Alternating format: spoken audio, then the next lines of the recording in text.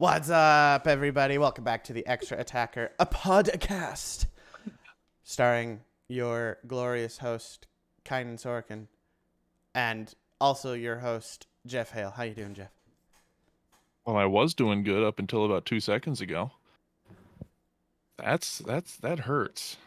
I'm I said you're not the glorious host. to you. I I'm said not you're the glorious host. to you. Well, I'm not. I'm hurt. I'm here. I can say things. I don't want to put words in your mouth. What if you're stupendous? What if you're Ooh. extraordinary? I don't want to Well, I don't want to choose your superlative. I'm not your Hey. high school classmate. Compliment me from time to time, all right? That's all I ask out of this relationship. Thanks for showing up. You're the worst. Oh boy. No, I'm good. It was a long week. Nothing bad, just it's really slow. I had 3 out of the 5 days, the classes that I was subbing for this week were literally just dead quiet. Nerds. Yeah, when kids, I want a little bit of misbehaving and a little bit of, we think the sub is stupid, so we're going to try to pull a fast one on them. Because that's fun for me. Obviously, it's too much, then it's just annoying. But when they're literally we're just going to come in, we don't talk to each other, we're going to sit down and shut up and do our work. I was bored. I mean, I literally fell asleep in class Wednesday. It was rough. You got to establish expectations then when you begin the class. Tell them what you want. I did. I said, can you guys at least just throw one thing across the room at each other? And they wouldn't do it. Wouldn't do it. Wouldn't do it. They're good high school kids. What can I say? How Wow. was your week? It was fine. Nothing fancy, nothing crazy. But I did find I was well enough to watch some hockey this week. And Good. there wasn't a ton. There weren't as many games this week. There was other things happening this week in the world that kind of forced some scheduling modification for the NHL, which is okay. You know, understandable. Understandable. Sometimes you gotta modify and adapt, but there were still some things that happened this week, Jeff, in the world of hockey. There was. It was a slow week overall, but there were still some things. Yeah. And so let's just jump right into it. Let's talk about this week in hockey. Let's talk about things that happened. And we're just going to start off with a bang on our Ovi watch here. Yes. Every week we got to check in on Ovechkin here. The good news is he's only 33 away now. The bad news is that means he's only scored once since we last saw you. But in how many games? How many games did Ovechkin play? Since Monday, probably 2, if I had to guess. Yeah, I'm pretty sure it's 2. If you want to find that out for us, because obviously he's played at least one. Yeah, but also one against Nashville, and then one against Pittsburgh yesterday. So 2 games. Okay, so but here's the thing. Here's the beautiful thing. If he's scoring a goal every other game, then he breaks the record this year. So he's still on pace. He's still on pace. Easy. We're not worried. No, I'm waiting for the week that we get to come back and be like, hey, remember the number we gave you last week? That's 12 short. I'm waiting for that. That's huge explosive week. Wow, it's gonna happen. Hey, you heard it here first. That's a bold prediction. King of the bold predictions. Let me put this in here. For anybody that was with me on stream, when did I stream? Was that Thursday? Thursday night for the Utah game. Mm-hmm. I made 2 predictions that game. One of which was bold, one of which was just incredibly bold. Number 1, I was wearing my new Dylan Guenther jersey. I said, he's scoring. He's due. It's been a while. He scored the game winner. Well done, yeah. Even more impressive than that, it is on film. Go watch it. I am not making this up. About 5 seconds before puck drop, I said, I'm feeling it. We're going to score on the opening face-off here. 18 seconds into the game, Utah had a 1-0 lead. Gotta love it. And what can I say? And he doesn't make that prediction every time, guys. So this isn't just if you shoot enough times, you're gonna hit something sort of scenario here. Oh no! No, this was an actual. Oh, you know what? I got a feeling, and then it happened. Yep, it happened. I could not believe it. Yeah. So yeah, that was a good game from Utah. I kind of kept tabs. I was watching the Calgary Boston game while that was going on, and that one was a wild finish. Oh, I'll tell you Yeah. what. I'll tell you what. It was. Yeah. That game, the overtime, well, there was chance, the overtime period especially was so entertaining. Guys, 3-on-3 overtime is one of the best decisions the league has ever made. Yep. It's so fun. I'm willing to admit I was wrong. Because when they first implemented that, I said, I mean, yeah, sure, it'll be artificial excitement. I just don't like the rule change. Just keep it. It's the same game. You don't change the rules in a different period. And then now that we've had some time with, I've really come around to like, and I was wrong at first. I hated it. I hated it when it was in its conceptual stages. Why? But my whole thing is the game has a set of rules. That's the way it's meant to be played. You don't just, now that we're in a different time period, let's just throw all the rules out and get rid of them. The same reason that in the NFL I hate their overtime rules. If you score a touchdown, it's over. The other team doesn't get a possession. If we're going to play an extra period, play the extra period. I wouldn't even be upset if we did that in hockey as well. If you want to keep the 3-on-3, fine. But if you want to play out the whole period, because if my team scores in the first 20 seconds, you still got 4.5 minutes to score. Play the whole period out. I'd be okay with that. I wouldn't. Yeah, hockey is different. In football, I'd agree. I think you at least need to. Each team needs to have a chance at possession. In hockey, you constantly have a chance. So no, it's not a turn-based game like football. No, it's not the same. It's not the same, and that's why I said I would be okay with it and not. I'm pushing forward, or I want that. I would be very unokay with it. Yeah. Now the big reason for the implementation of 3-on-3, for those who may not know, was to help reduce the amount of games that went to a shootout. Because as much as, shootouts can be kind of cool, it is the least ideal scenario in which to resolve a hockey game. But because of the way regular season works, you can't be having playoff overtime rules where it's just another full period, 20 minutes, 5-on-5, same things, just next goal wins. Yeah. That would be because say you have a game that goes to triple overtime and it's the first game of a back-to-back.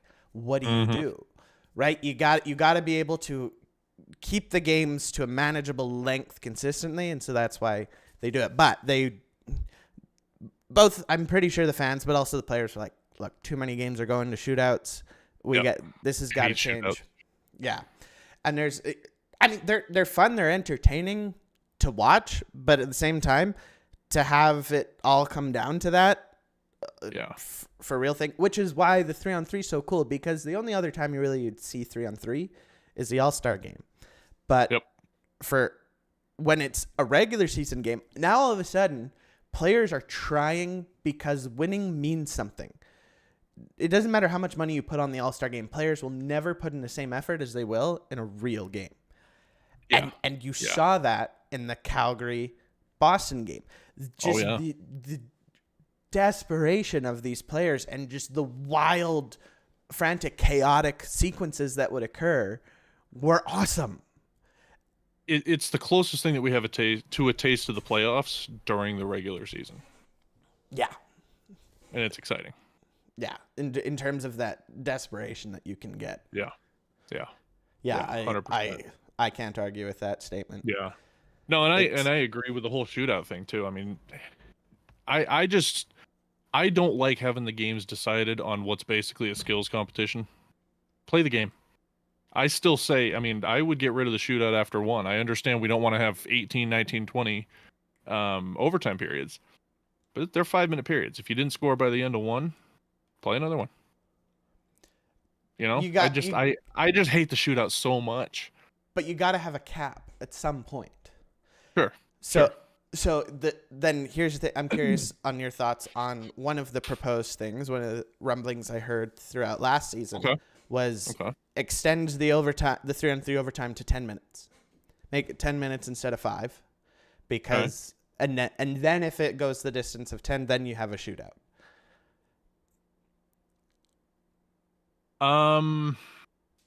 I think the only slight alteration I would make, if we're claiming the big consideration of not doing full overtime periods is tiredness and player safety and player health, instead of doing a 10-minute, I would do 2 5s.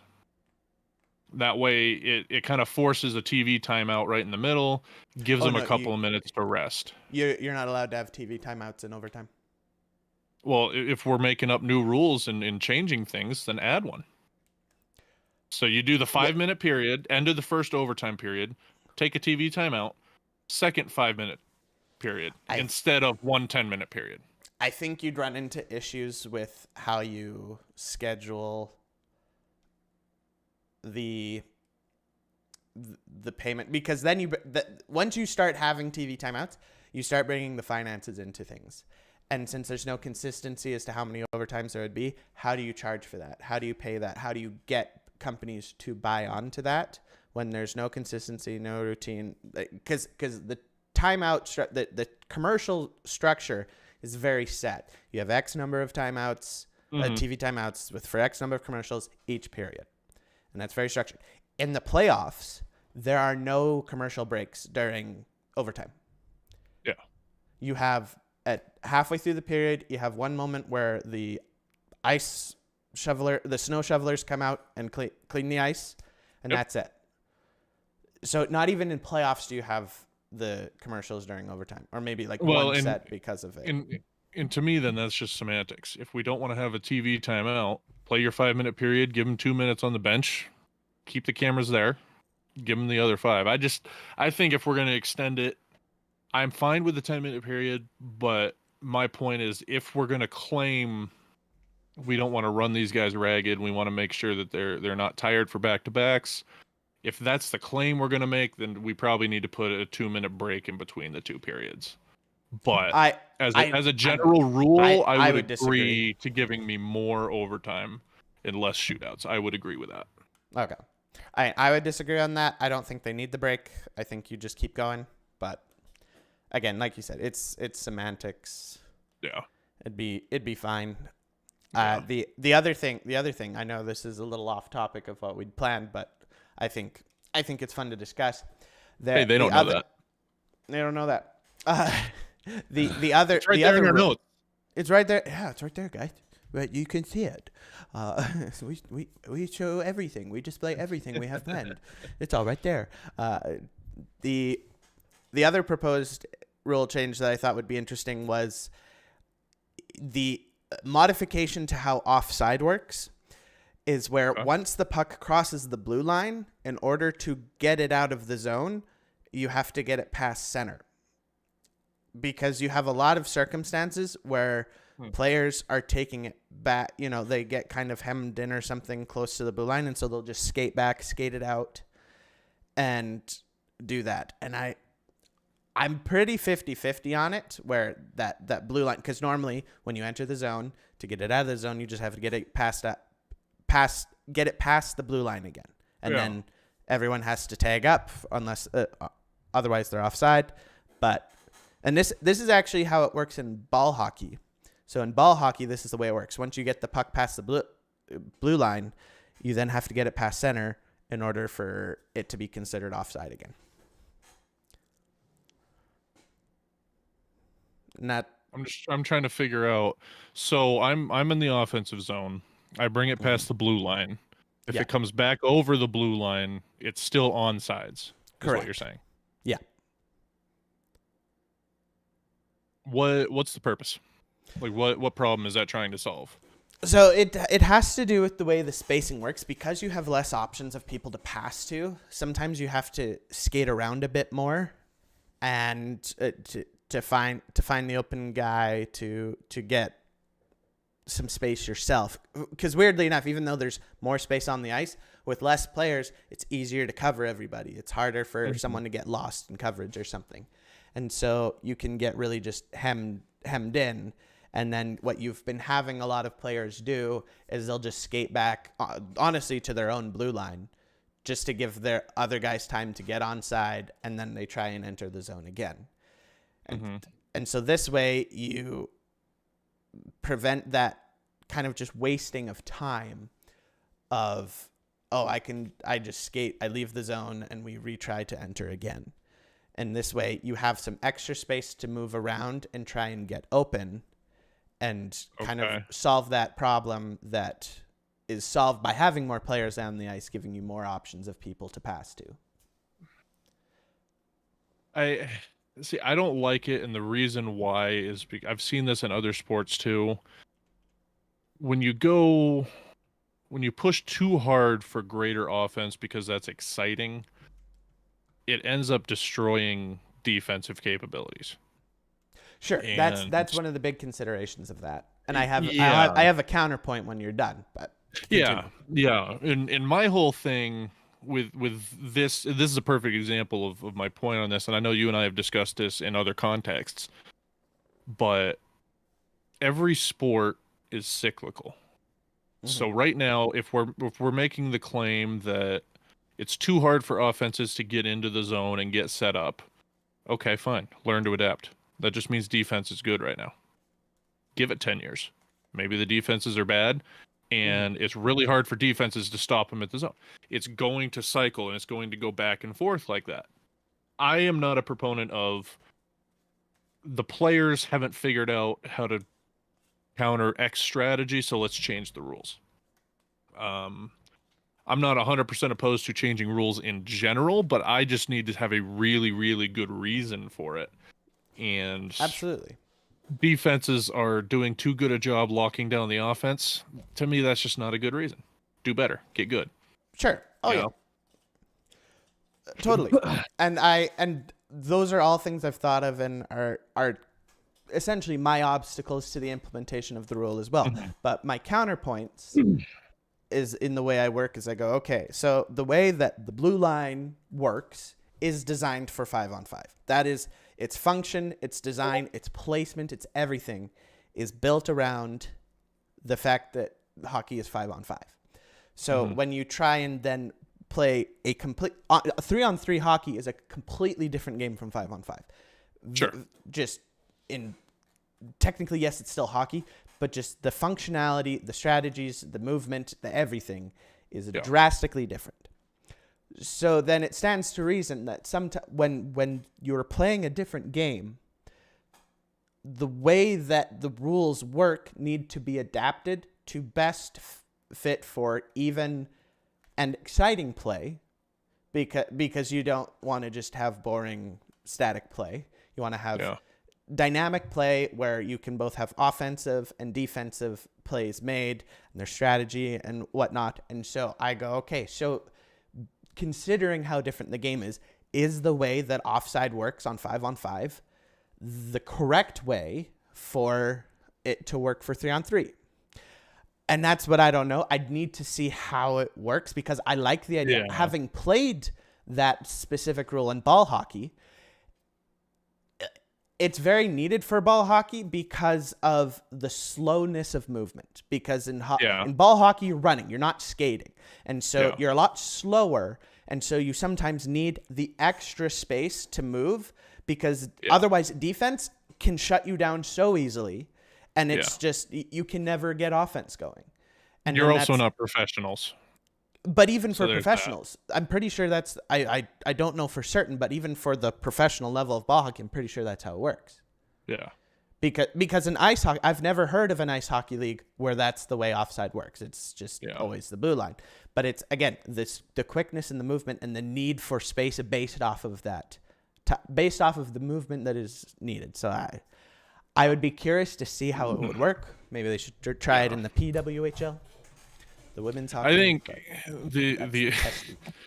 they exist. What? Women's hockey? They're quite successful, actually. It's a WNBA. What? Just kidding. Just kidding. I know. I know. No, PWHL. No, the other thought that I had on that, we discussed it a couple of weeks ago when we were talking about the league needs to find a way to not abandon the hardcore fans, abandon the long-term fans in chasing the casuals. And that in general, we agreed that they're doing a pretty good job right now, still being accessible to the new fans and not alienating people like you and me. I think part of that is not making unnecessarily complicated rules. Sure. If we change, under circumstance A, the blue line counts, under circumstance B, the red line counts, I think at that point it's going to confuse the heck out of you and me for at least a couple of months till we get used to it and figure it out. Imagine all these new people trying to get in. Hey, You remember know how what? we just sat down, watched a game with you, and we explained all the rules? Throw all of that out the window because now it's a completely different set of rules. It's You know easier for what? me to just say overtime is 3-3 instead of 5-5. Next. Actually, I think that's I think that's the best argument that you've proposed yet. That honestly, the other ones the other ones I feel like I could debate a solution Sure. for, but that one I feel you can't argue. Sure. That yes, if you were to do that, that would cause a lot of confusion, Yeah. and people would just let's solve goalie interference before we solve that. And yes, please. Oh, I Oh, still man. want to kick Kachuk for what I saw last week. That was just Yeah. ridiculous. Yeah, there's I think it just has been getting worse. Let's not dive into that one this week. But No, we'll keep that as a deep dive for one of these we, upcoming weeks. we might have to do a compilation of all right. So this is goalie interference. This is not. And this is Corporate not. needs you to find the difference between these two pictures. Yep. Pretty Yeah. much. Pretty much. Ugh. Okay. So there's your Ovechkin watch for the week. There's your Ovechkin watch. And you mentioned it as well, but Crosby and Ovi played each other this week, and that's always exciting. They're they're nearing the end of their careers, but we actually also have no idea when they'll actually, because they're not slowing down. No, they're immortal. Yeah, They're immortal. Go ahead. I was just gonna say, to make another comparison to the NFL. I grew up in the era where you're watching Drew Brees, Tom Brady, Peyton Manning. You've got this. This was the core throughout the league of all the quarterbacks, and that kind of set the tone. The whole league is gone now, and there's been a lot of memes about it. But there's nobody or nothing left from when I was a teenager growing up. I think Crosby and Ovi are kind of the two holding the league together. Once they go, there's going to be a large portion of the fan base that they're going to wake up the next morning and I don't recognize this league anymore. And it's going to hit them at that point. I'm not saying the game's going to be different. I'm not going to say it's going to be worse, but it's just that legacy feeling. And once those two go, it's going to be different. Well, you've always had that. Every generation has theirs. Because, I mean, Ovi and Crosby were the big names when I first got into hockey. So Exactly. that is who I knew. When I was playing on NHL 07 on the computer, who did I go and trade for? I got Crosby, I got Ovechkin, I got Joe Thornton. Jumbo Joe. Jumbo Joe, those were some of the main guys that I would go and get because I knew those were the studs. Those were the all-stars. That was who you got. Yeah. And now, yeah, it's different. But you've had that for ages, right? You've had the Gretzky's and the Lemieux. You've had the Yagers. You've had the Messiers. You've had the Bobby Orrs. You've had the Gordie Howes. You've had, Yeah. Each generation of hockey has their guys. Exactly. But what's so special about Crosby and Ovi is they came in. Technically, they were both first overall picks, but different years. Ovechkin was 04. Crosby was 05. But the year that Ovi got drafted, there was a lockout. Yep. And so he didn't get to play that first year that he was drafted. So the next year Crosby was drafted. So they began their careers at the same time. And so you have these two divisional teams, these two generational talents playing against each other, starting their careers at the same time, and getting to have that rivalry the whole time. Yep. So cool, especially because one's from Canada, one's from Russia.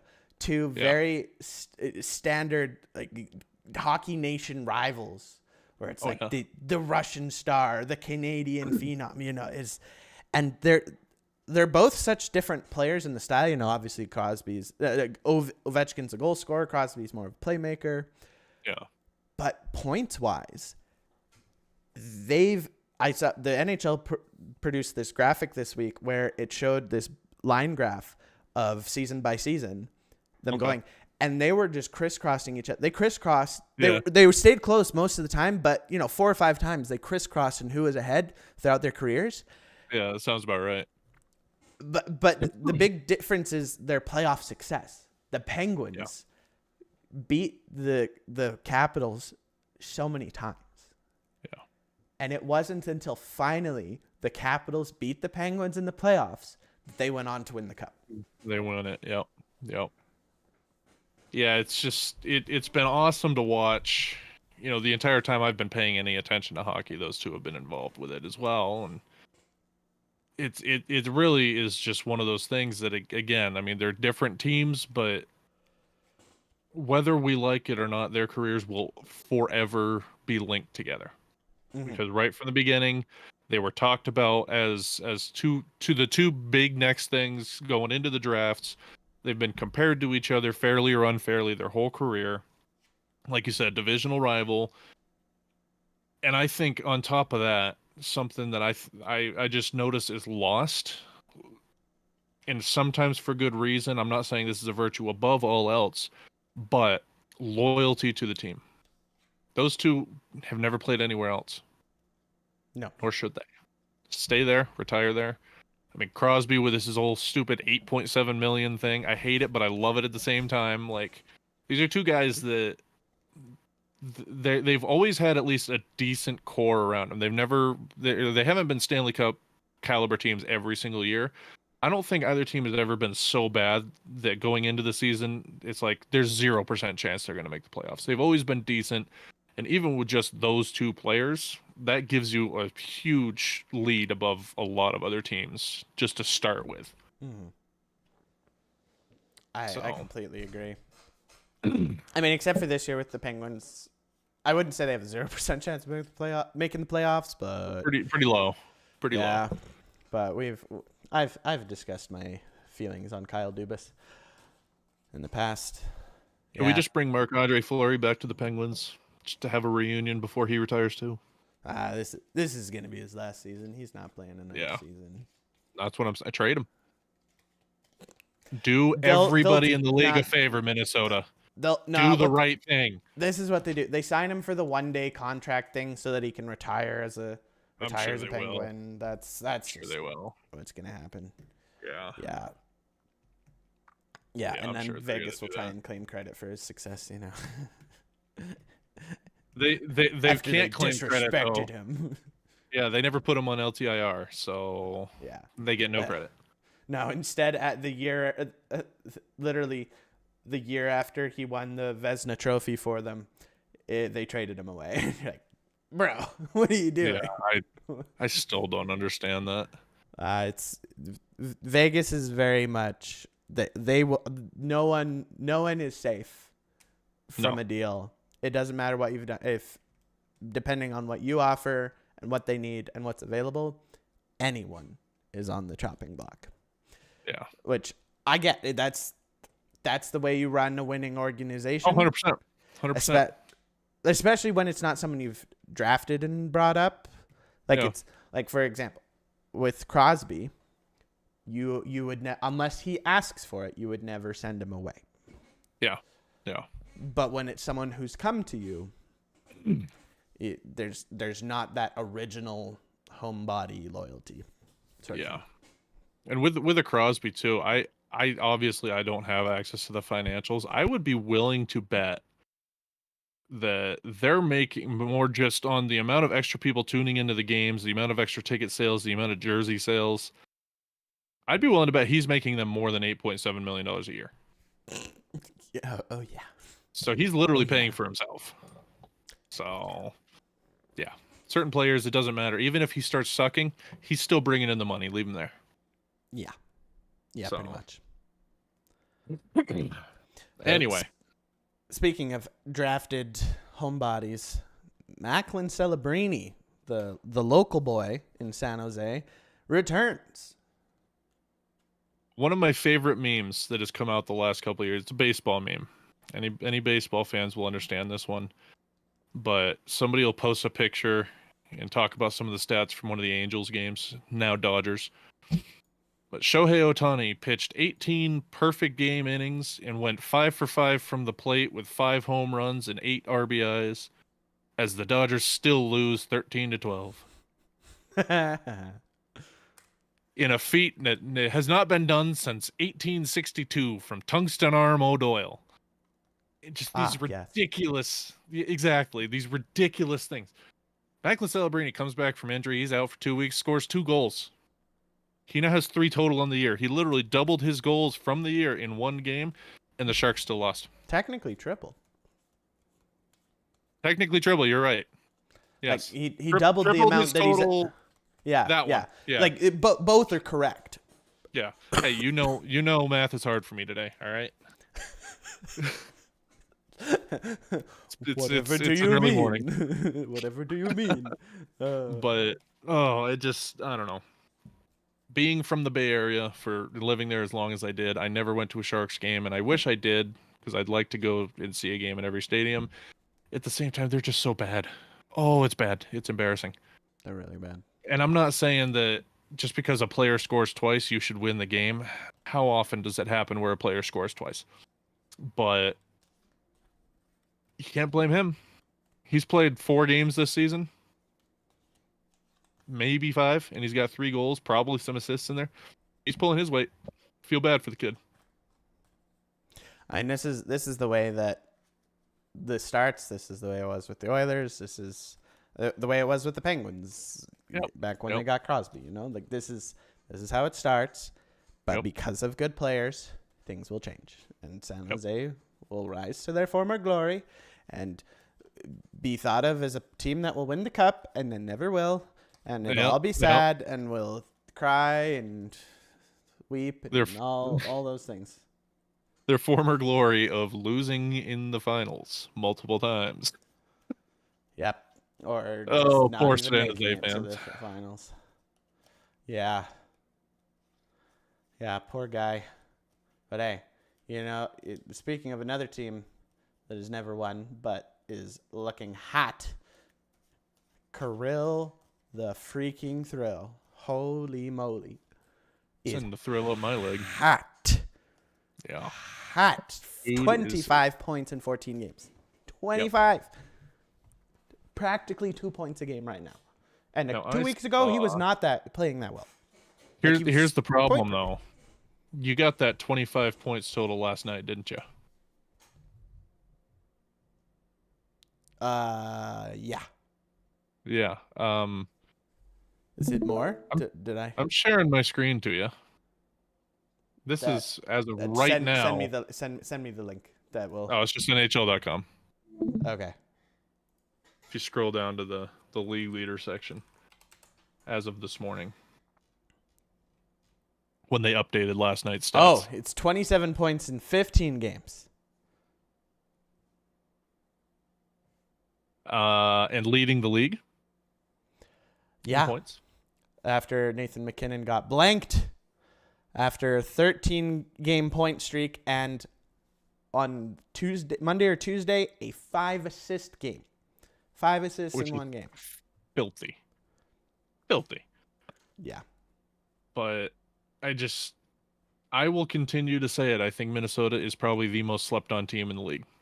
It's looking like that. It makes me curious because Matt Boldy's having a great season so far. Yep. He's producing like crazy.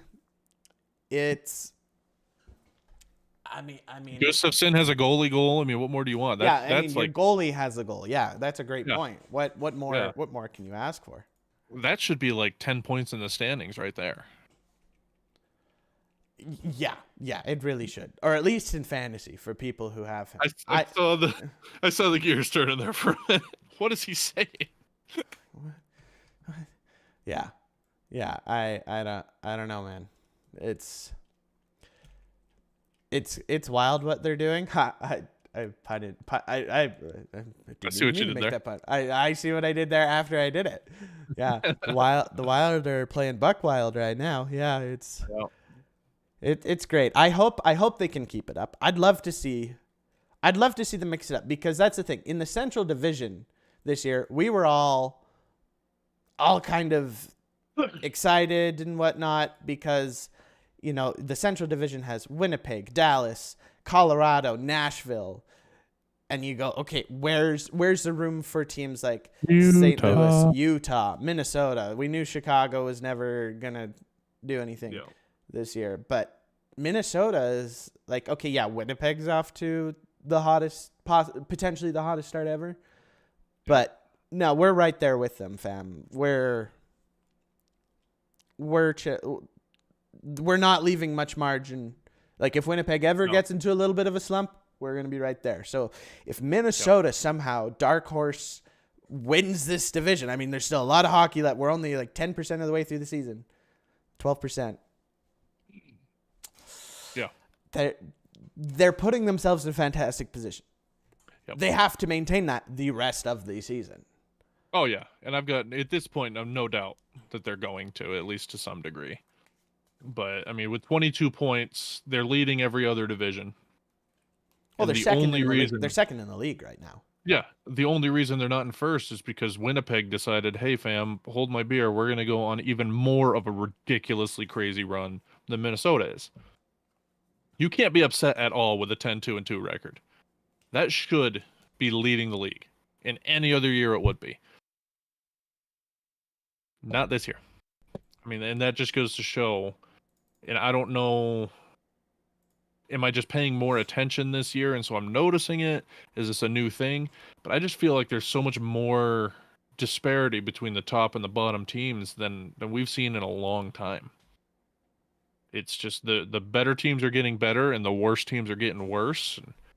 It's a huge spread right now. I mean, Winnipeg with 26 points, Nashville's only got 9. They're the only team that hasn't hit 10. Well, let's take a look at last year. So if we look at last year, at this point in the season on November 8th, leading the league was Vegas with 11-2-1. So technically Minnesota would still be second because they have one extra overtime. One of Vegas's wins is an overtime loss for them. And then you have at the bottom of the league, San Jose was doing even worse last year. That's at fair, this point. They were 1-10-1. They had 3 points. They weren't even close to double-digit points. Yeah, Edmonton at 5 points. Technically, they played 3 less games than they had at this point. But still, you know, there's always going to be that disparity. But, you know, Vegas at first doing great. Do we want to see where they finished at the end of the year? They were a wild card team. They were in 14th. If we want to look, they were they barely scraped in to the playoffs. I mean, the gap between them and St. Louis was wide, but they were the second wild card team. They were leading the league at this point in the season, then just the last team to make the playoffs. Barely, yeah. So everyone keep that in mind because you had then Edmonton, who, reminder, 11 games in was at 5 points. They were just a couple games away from winning their division. Yep. Things flip-flop like crazy. It can go 100%. everywhere.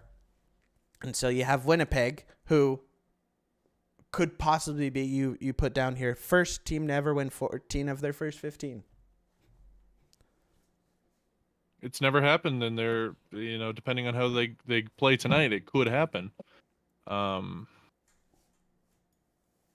just saw your note there.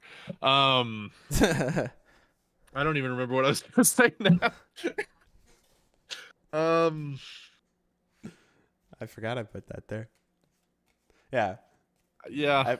I was going somewhere with that. Yeah, so it's my dad. A shout out to my dad. So I had with the McKinnon 13-game point streak ended sadly by Wienerpeg. That's my dad's nickname for the Winnipeg Jets. That's worse than you think it is, and that's the worst part about this. I know. Maybe I'll explain to you off stream. That's pretty bad. But yes, Winnipeg. And I remember what I was gonna say. It's one of those things, like you said. I mean, it's still early. There's plenty of hockey to be played. A lot of these standings are going to flip and move around.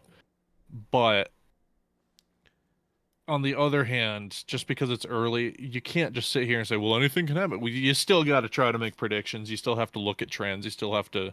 to see what's going on. But yeah, I mean, it doesn't matter what's going on now. A month from now, Winnipeg could be the last team in the league. You never know what will happen.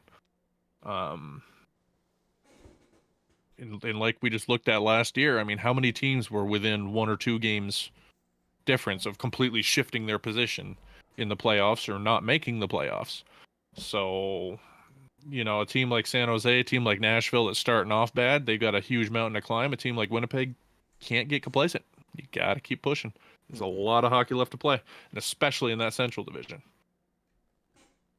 So, Yeah, it's gonna be tight till the final whistle. yep, yep. And I, for one, welcome our new Canadian overlords. Yeah.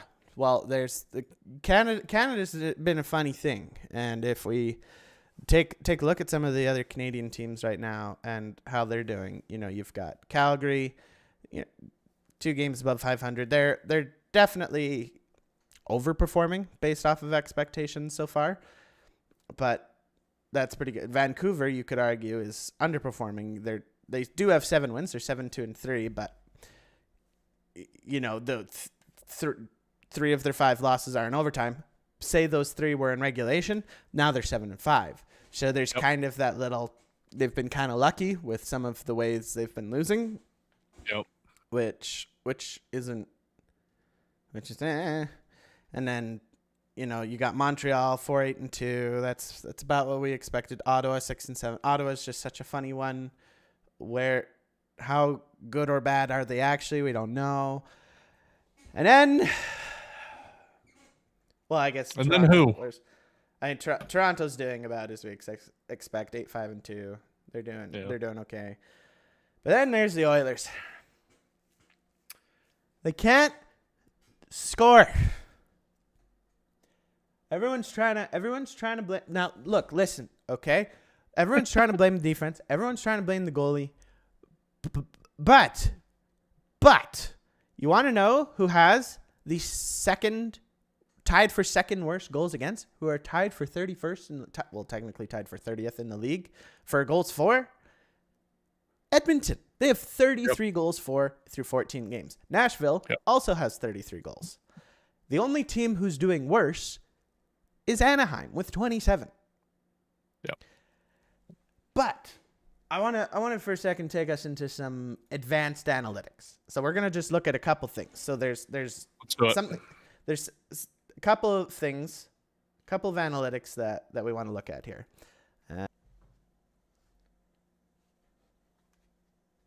Okay, 3, 2, 1. Hey, we're reconnected. Okay. Are we? Yeah. So now I'm checking YouTube.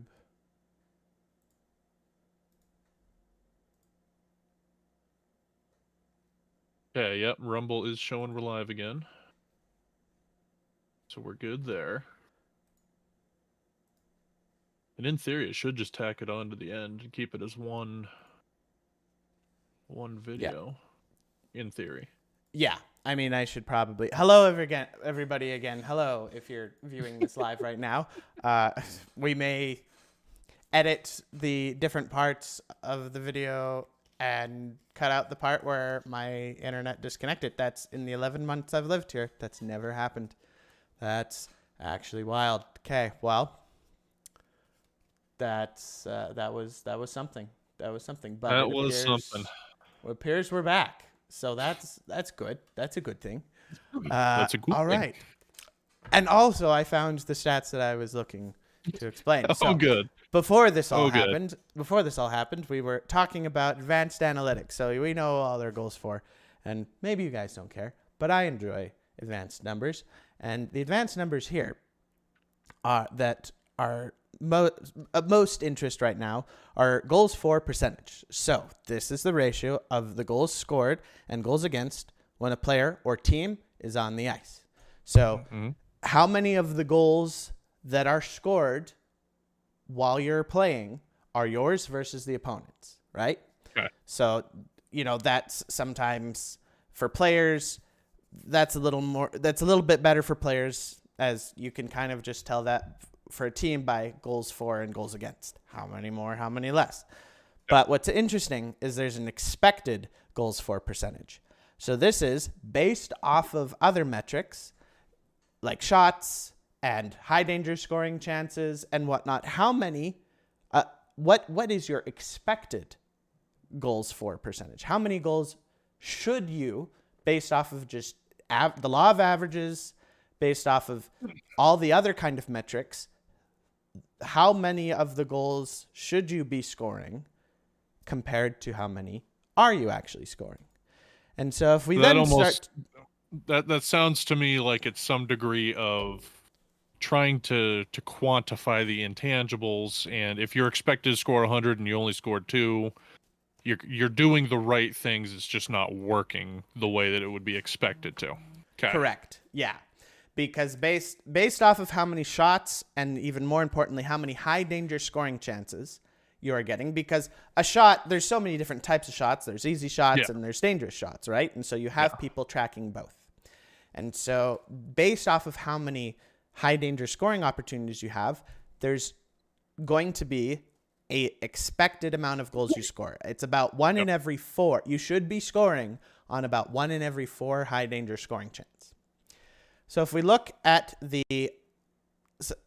we can look at 5-on-5 and all situations. So if we look at just 5-on-5 to start, the goals percentage for the Oilers, is under 50%. But that we knew that because we know, okay, they've scored less goals than have been scored on them. That's fine. But if we look at the 5-on-5 expected goals for, they should be 4th. They should have the 4th best goals scored versus goals against of any team. Interesting. And so we can see here, Carolina, right now, they're overperforming. So they've scored their share of goals has been they've scored 63% of goals in their game, whereas the 37%, 36% have gone to the other team. They're scoring about 2 more goals out of 100 than they're expected to be right now. Edmonton, they've scored 10 less than they're supposed to have, right? Yeah. And, if we look at their shot attempts, 5-on-5, they're second. They have the second most shot attempts, 5-on-5. We're going to ignore their special teams right now because their power play is abysmal and so is their penalty killing, which if they could solve, would resolve all their things. But, you've got LA. That's why they're doing so well in the division right now. Look, they're shooting a bunch. They're scoring essentially exactly as many goals as they're expected to right now. Yeah. Utah, same thing. Utah, same thing. Vancouver, same thing. Vancouver, overperforming a little bit. Florida, overperforming a little bit. Buffalo, very much overperforming, even though they're sucking right now. Weirdly enough. Dallas, overperforming. And then there's the unblocked shot attempts. So this is just amount of shots attempted to be taken. These are the ones that actually make it to the net. You're not going to see a lot of difference there. But goals for 5-on-5, Edmonton has 23. That's 9th worst, tied for 10th worst. Yeah. Goals against 5-on-5. Apparently Pittsburgh's the worst. But Edmonton, if we look at it, 19th. So it's not like we're pretty even 5-on-5. Yeah. So let's look at that. 5-on-5, pretty even. But if we look at all situations, well, all of a sudden you went from a difference of 3 to a difference of 12. Yeah. So our power play and penalty killing is just terrible. Goal differential. So your expected goals for Edmonton should, if everything played out statistically as it should, Edmonton should have 35 or 36. They have 23. Washington has 39, whereas they're only expected to have 31. Pittsburgh expect to have 41, even more than Edmonton. They have 31. This is, Colorado. They should have 31. They have 22.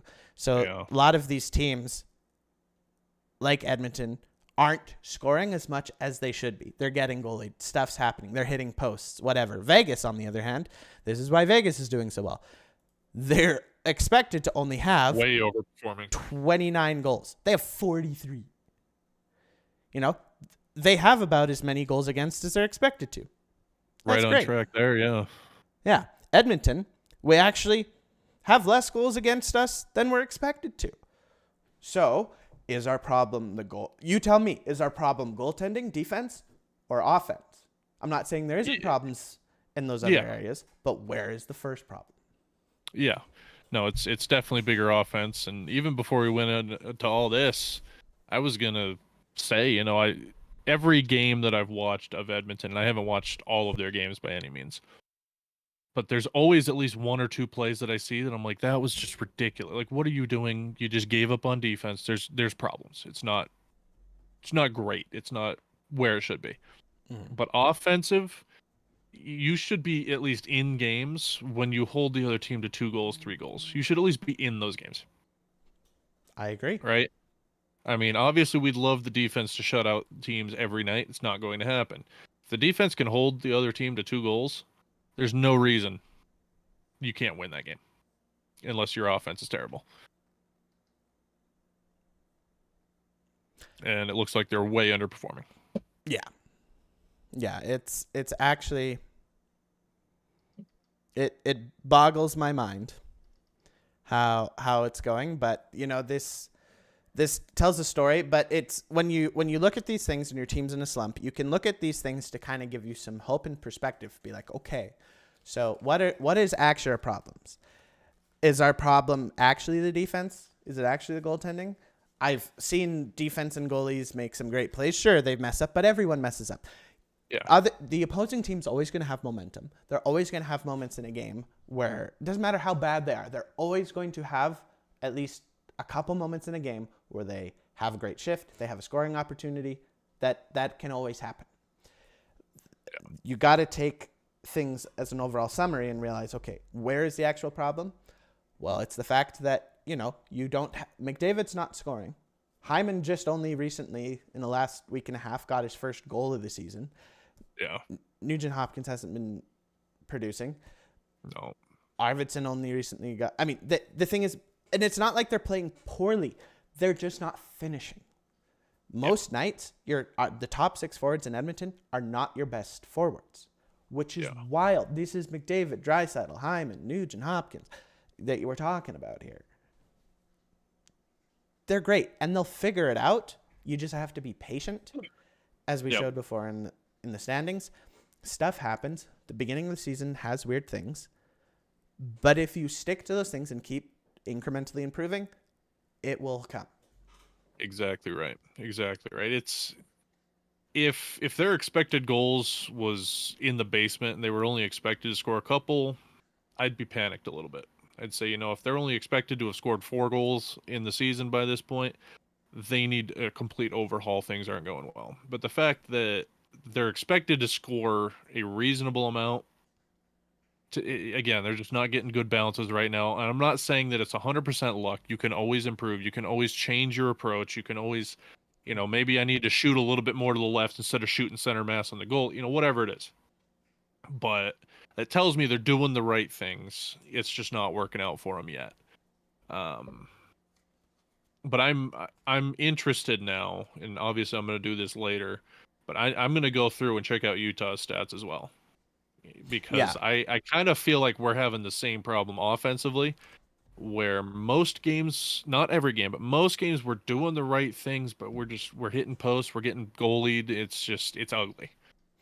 I'd be interested to see if it's pretty well the same thing.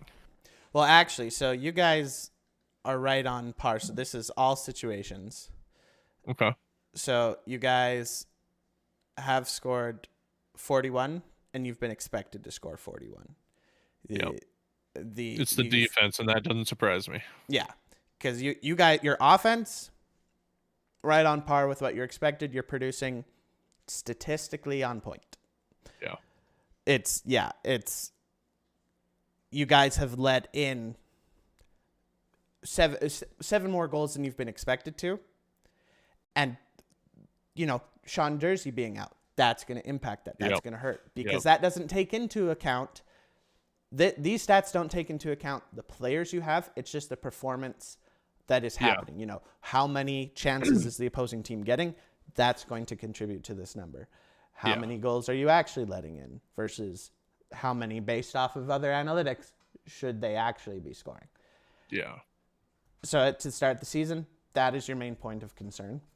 And so that's where you got to focus. But you've had injuries that have been impacting that. So you also don't need to panic because between injuries and it being essentially a new team, learning how to play together, and possibly you've been having to play against really high skill teams. You also have to take into account that sort of thing, right? Oh, yeah. Yeah. So that this doesn't account for that. It doesn't say, oh, well, this team does this. There's limits to where this goes. You could try and add on to those calculations, but then, team skills and team's strengths change over time. So how do you calculate that sort of thing, Yeah. And as with everything, it's not a perfect metric. You can only quantify the unquantifiable just so much. Mm-hmm. But it gives you trends, it gives you ideas, and it's at least directional. But yeah, anybody who's been following my other channel, watching along with any of the watch streams, you've heard me constantly complaining. It's defensive breakdowns every single night. That's a very quick look at the stats. The stats seem to agree with me on that. So that makes me feel good that I'm not completely out of left field. I'm going to start digging into that. That's interesting stuff.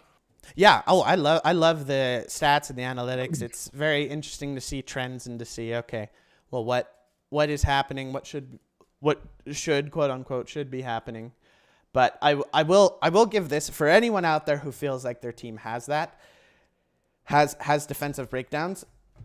Don't expect no team, even the best defensive team, has defensive breakdowns. It's not about the defensive breakdowns, but rather how your team handles them. How does your team react, respond, and manage the situation? Because every team is going to have those times because other teams have great players. You're not going to be able to stop players like McKinnon and Pasternak and Kaprizov and Reinhardt and McDavid. And, the list goes on. You can't stop these players from having their chances, but you can control them. And that's why in the Stanley Cup Finals, that's what I saw Florida do so well. Obviously, they were trying to shut down McDavid, Draisaitl, all the best players. That's always going to happen. But even when they had their chances, they did a great job at funneling those opportunities into specific scenarios, which make the goalie's job a lot easier.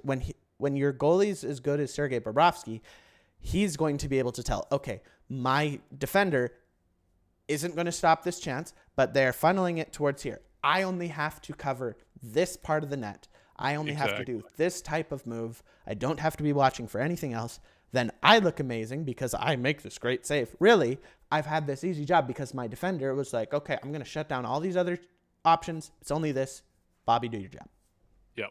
And for anybody who's unfamiliar, when I'm constantly talking about shutting down the shooting lanes or shutting down the passing lanes, that right there is exactly a breakdown of what I'm talking about there.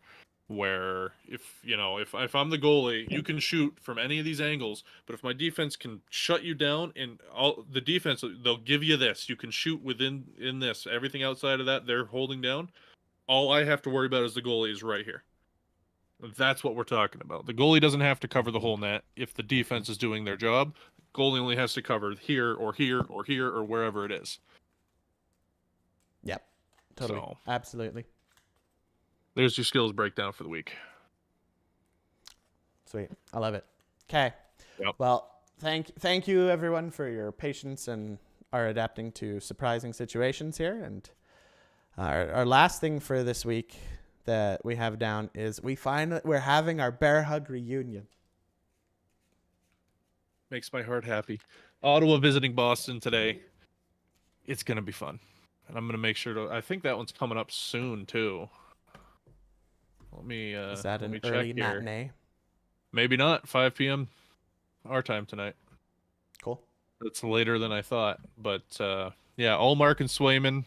Hopefully both of them are going to be playing tonight. I have not seen any indications they won't be.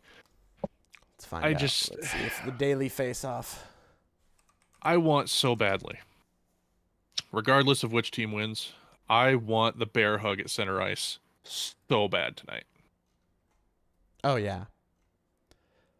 Okay, so the daily face-off has Allmark confirmed as the starter for tonight. Swayman is unconfirmed, but he was not playing. They had their backup. They had Corpusalo playing against Calgary on Thursday. So that does indicate, despite it not being confirmed, that Swayman will be playing tonight.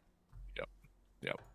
And I know for sure I read a thing yesterday. They had already been in contact.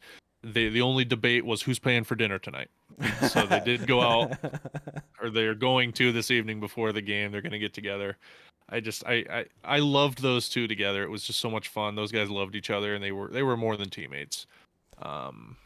Oh yeah. So I'm excited. I'm very excited for them to be back.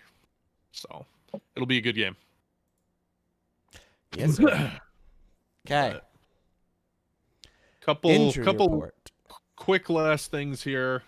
Connor McDavid. He was scheduled to be out for 2 or 3 weeks. He has been playing for a couple of days now. I think his 2 to 3 week ankle injury took 4 days, maybe 5. He is not human. He missed 3 games. Yeah. He was projected to miss 10 games. Yeah. And yeah. I mean, fat load of good it did. He went pointless in his return game against Vegas. Yeah. And I just hope for his sake he didn't rush it and come back too early. I hope he's actually feeling 100%. He doesn't rush these things because he understands the longevity of a season by this point in his career, and he knows. And especially since we're not in a danger point right now, where it's like we might not make the playoffs or something, or we're not in the playoffs. He didn't rush back. He just heals. He's an inhuman healer, but he eats so well. He takes care of himself. He's one of the most in shape human beings on the planet. Yeah, healthiest. It's crazy. He just heals so quickly. He's Wolverine. It's a good comparison. I like that. It's the Wolverine. Austin Matthews. I don't know if you saw that. Got placed on the IR yesterday, retroactive to the 3rd. So he's missing today's game. He is eligible to return tomorrow. From what I saw, they're still up in the air whether or not he will. I didn't get super deep details on it, but he's been out for a couple of games. He'll be out again today. Oh well, whatever. They're doing fine. These next two kind of made me giggle a little bit for the ex-Oilers. Derek Forbort out, quote, possibly as long as a month with a knee injury. And Philip Broberg out 4 to 6 weeks with a lower body injury. So a month for both of those two players, Forbort and Broberg. I'm just calling it karma. Just going to put that out there. Stay with Edmonton, you wouldn't be injured. That's not true at all, but I'm going to say it. Well, there was a scary injury with Holloway this week, actually, as well. Oh, I did. Yep. Yeah, I did see that one. That was scary. And yeah, so thank goodness he's okay. Are you finding the video? Okay. No, I'm not going to find the video. I'm just trying to find a report on it. So it must not be a long. He was playing. He was playing yesterday. He was playing. Oh, good. Okay, good. Yeah. Because I just know he had to leave. Like he got stretched off the bench. Yeah. Because for those who don't know, he took a puck to the neck. Yep. Right here. It just, the way the shot went, it either deflected off a stick or just elevated really fast, really soon, because he was only like 10, 15 feet away from the guy shooting the puck, and I just hit him right in the throat. And that's scary stuff. Yeah, so he did finish that shift. They quoted him later in an article that I read as saying, yeah, it really hurt, and I knew something was wrong. But we had the breakaway, so I had to finish my shift. I love. Tell me that's not a hockey player right there. I love hockey players. But yeah, no, he went over to the bench. They checked on him, and I didn't quite see. I think he ended up collapsing on the bench because they ended up stopping the game. Everybody cleared the benches, and he got taken out on a stretcher. Literally didn't miss a game. Next game he was in, he was playing. So he played against Utah on Thursday night. So. I'm amazed because he took a full force shot straight to the throat. Didn't even miss a game. I hope there's not going to be any long-term injury for him. I hope he's going to be okay. It appears to be so, but we'll see what happens. Yeah, it was very scary thing to see there. But the other big injury here, I I cannot believe it's happening. It's Insert the Jesse Pinkman. happening. They can't keep getting away with this meme. Mark Stone, day to day with lower body injury, indicated just before the puck drop last night. He usually waits till closer to the deadline. I mean, he's expected back by November 11th. Yeah. He is Yeah. expected back. So he should be back Monday. No reason to cry panic for the Knights. Go Knights, go. But yeah, it's already happened. Mark Stone Yep. out for a couple games with an injury. Yeah, there's only 3 sureties in life: death, taxes, and Mark Stone being on the IR. That's all you got. So that'll be So dumb. interesting. So dumb. And then to wrap today up, we are a little bit longer than usual, so we're gonna cut off the big deep dive. I'm gonna save that for next week. We do have our Saturday game predictions, which I still think I need to come up with some kind of a stinger for this. We got to have something coming in. So, Yeah. 2 weeks ago, I don't think it really could have been any closer. And I know we keep saying that, but then it keeps getting closer. So obviously last week, Kynan was sick, so we didn't have our predictions. But 2 weeks ago, I was 7-6, he was 6-7. Literally lost by a coin flip, and it was the last game that we predicted that we both just coin flipped. Two of our 3 weeks I've lost by 1, and the other one I lost by 2. Yeah. It's been that close. Yeah. So maybe we'll have to have a little celebration. We'll have to have a party when he scores his first point here. But I'm currently up 3-0 in the season. Yeah, that's pretty good. There's still a lot of weeks. There is. I'm not worried yet. It ain't. Yeah. It's not unsurmountable. Yeah. So Calgary Buffalo, first game of the day. I have picked. So we have separately listed. So before in the past, one or the other's been able to see the other's predictions while making their predictions. So we changed that this time to avoid any kind of influence. And okay, so for the first game, Calgary Buffalo, I have Buffalo. I'm picking Buffalo. Interesting. Okay. I've got Calgary. Okay. I'll let you drop those in there.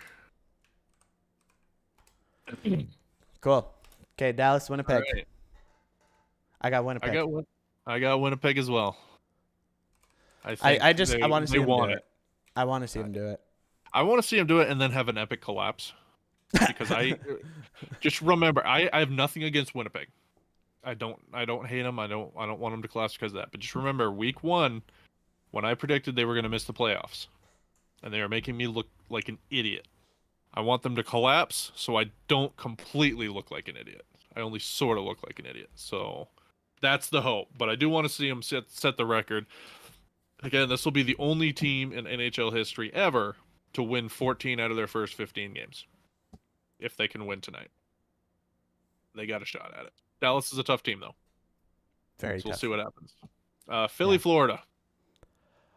I'm picking Philly.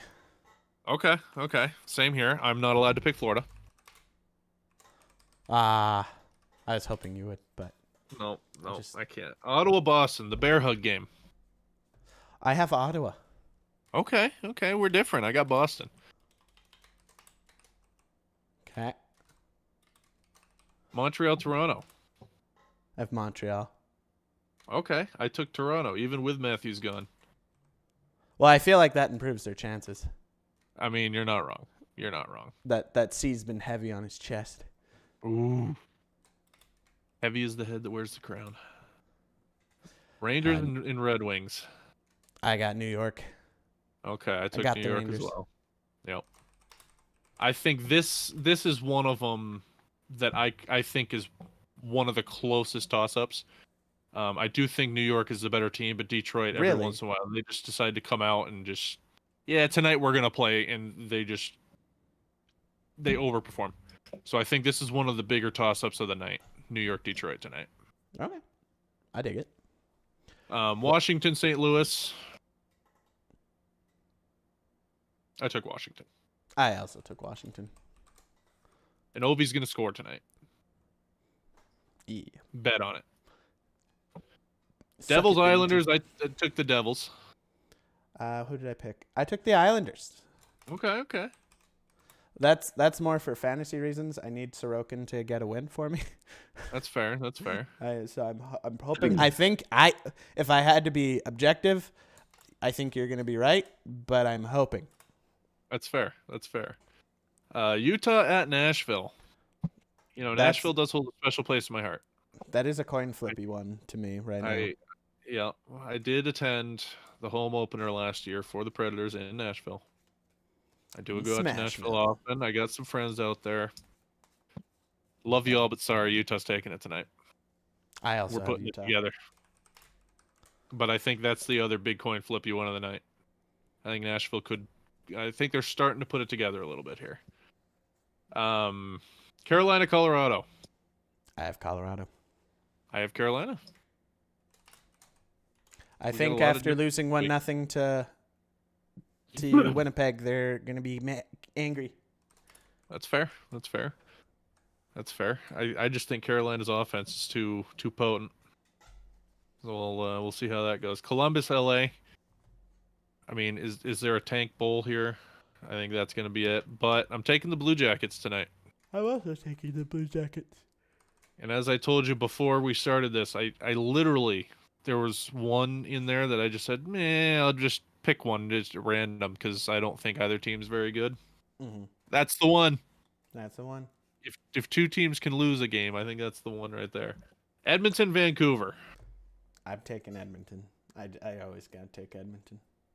I love you. I do. You're allowed to pick Vancouver. I picked Vancouver tonight. That's good. Edmonton's going to put it together. I just don't see it tonight. And that's fair. And I don't think that's a bad take, but yeah. I respect that. Okay. It hurts. Well, there we go. That's our predictions for today's game, and hopefully I finally get one on the board. We'll see. There's a lot of differences this week, there's a lot of different ways that this can go. Yeah. And we'll have to see if it's possible for there to be a tie, and if there is, we'll find a way. We'll find a way to have a tiebreaker. Well, yeah. We'll do something embarrassing on stream to break that tie. We'll figure it out. We'll make it fun. Naturally, yeah. But we can. All right, you get. Yeah. Play what? We'll discuss. There are some options. I know exactly where you're going, and that's not fair. That is not fair. That is not fair. All right. Okay. Thank you, everyone, for joining us, and thank you for bearing through our technical difficulties. Yes. If I've edited this later to cut that out, then you won't know what I'm talking about. So that'll be wonderful. If I haven't, we'll see what happens. I don't know. Yeah. If we suddenly stop in the middle of a conversation and then randomly pick it up again, you'll know why. Yeah. Yeah, exactly. That's why. But other than that, go watch some hockey.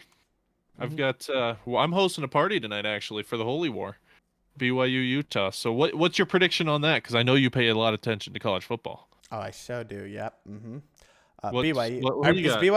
Is BYU still undefeated? BYU is still undefeated.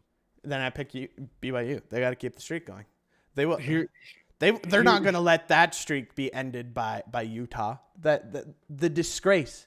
It would completely erase the entire accomplishments of the season so far. Pretty much.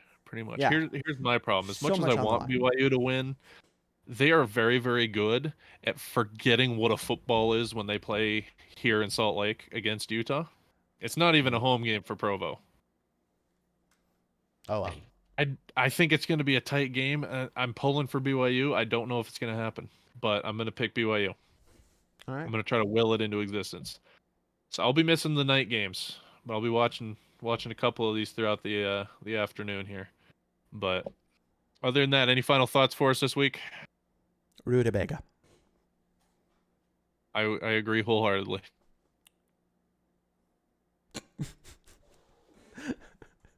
What is this? All right. All right. Ladies Thanks, and gentlemen, everyone. thank you. Goodbye. Have a good one.